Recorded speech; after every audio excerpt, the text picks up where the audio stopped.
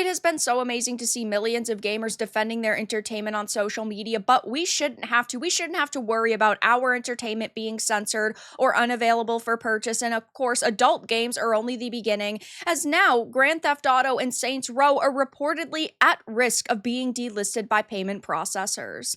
I have a few different things to show off, but before I get into the topic, if you enjoy the content I create, check out the links in the description, join the community in my live streams, and consider supporting through Patreon or YouTube memberships. Now, we shouldn't have to worry about our entertainment being censored or, of course, ripped away from us. We should be able to, as adults, consume the content that we want, especially in the case of sex simulator games, right? They're not games that I personally would purchase or put a lot of time into, but sex is a natural theme in a lot of adult content, and that shouldn't be seen as a problem. But even to take it a step further, none of the content that is in video games should be a problem because it's properly rated and it's fictional. So we have to worry about them taking it even a step further, because censorship is a slippery slope. Just because they say, oh, we're only targeting content that might be illegal, or we're trying to protect the kids, we know that it's really about power and control. And when one thing could get censored or banned, there's a slew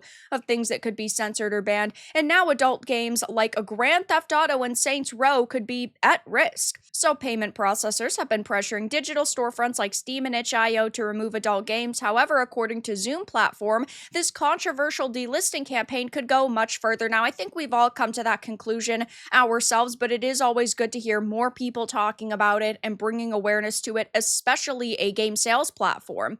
So, a representative told Gaming on Linux that during conversations with payment processors, titles like Grand Theft Auto, Duke Nukem, and Saints Row were described as potentially at risk, confirming worries that adult games aren't the only target of this campaign. Now, I know that we are all putting a lot of the blame on Collective Shout, and I do think that we certainly should keep up the pressure on them. We shouldn't just stop paying attention to them. Of course, this really does boil down to payment processors and banks and credit card companies, and they're the ones who are really making this decision. They didn't have to bend the knee to, lunatic feminists, but groups like Collective Shout have targeted titles like Grand Theft Auto 5 for over a decade. Since Gamergate 1, they have been targeting content that features gore and violence, and of course, in titles like Grand Theft Auto and Saints Row, right, you have sex, you have what they would say is objectification of women, and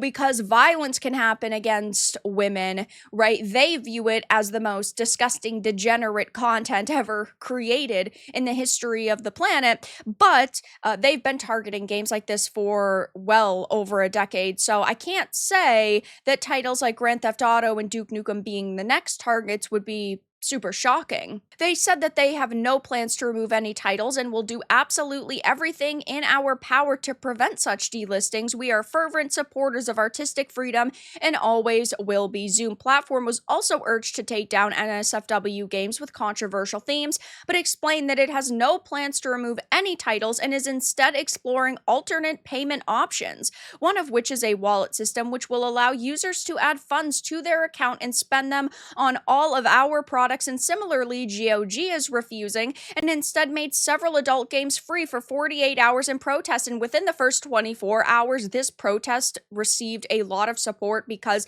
there was over 1 million downloads on that controversial game bundle, which I think is really great. A lot of people are like going out of their way to show support and to try to amass our numbers as much as possible, which I think is really great. And that's why I've made so many videos on the channel about this topic. Obviously, since the beginning of my channel, right, I've been talking about censorship and companies making very questionable decisions when it comes to their character designs and storylines and kind of watering down franchises for a new, modern, or in some cases, global audience. But it is so good to see so many people paying attention to this and ultimately fighting back, because the more people that are vocal, the more likely these companies are forced to listen to us. And I know that payment processors and credit card companies, right, they believe that they can do no wrong. And I've always held the opinion that card companies are a utility like power and water, though they're currently not regulated like that.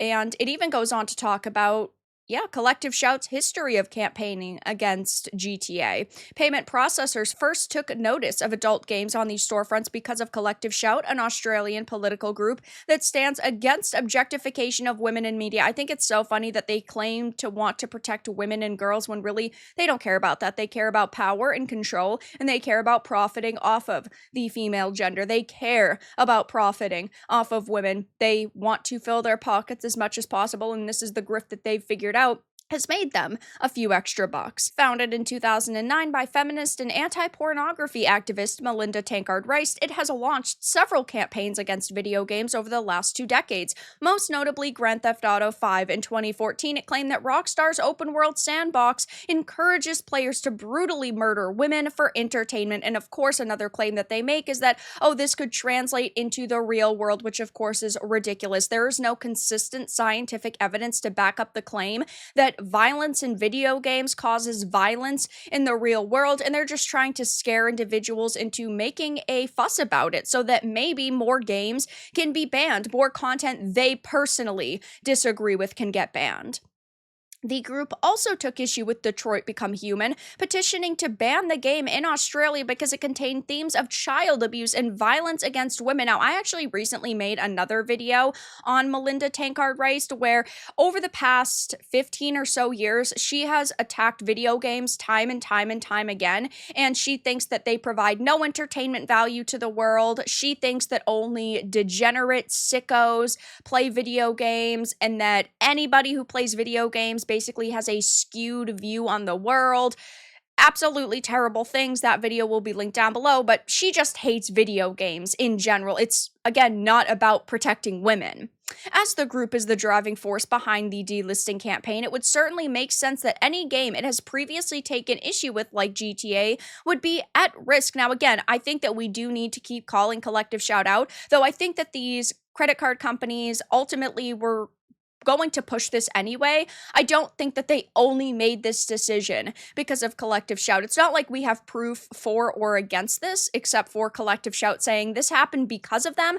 Though given the mass censorship that is going on across the world right now, I think that this was just a coordinated effort to crack down on controversial content. This has been a major concern since it was discovered that Collective Shout was the one urging payment processors to take action. Players worried that LGBTQ+ games would be taken down due to their adult themes, and that titles like Duke Nukem would be targeted as they were already censored in Australia. While indie developers have little recourse against payment processors, billion-dollar corporations like Take-Two have far more resources at their disposal, and I have said this from the beginning. I think that the problem is that indie developers and AA studios are the only ones that are going to be targeted. I do think eventually, if this censorship continues, we could see games like Grand Theft Auto and The Witchers and the Cyberpunks being targeted, but these companies make so much money and they have so much power that I think that those would be targeted last on the list. Those would be last on the chopping block because these payment processors want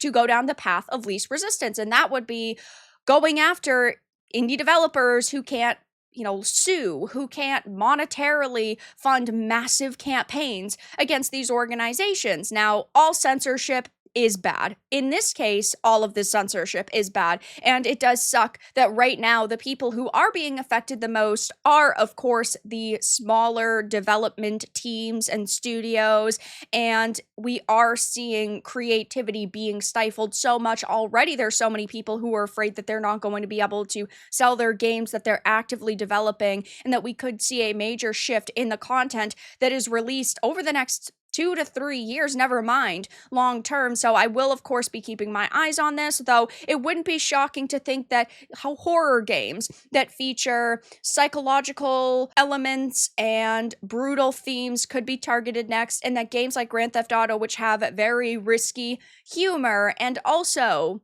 sexual themes and violence and gore, could be the next on the chopping block. But that's all that I really had to discuss in this video. Let everyone know your thoughts in the comments below. If you enjoyed this and of course found it important and informative, make sure to give it a like, and if you didn't, give it a dislike. I appreciate your support either way, but I'll talk to you all again in the next video really soon.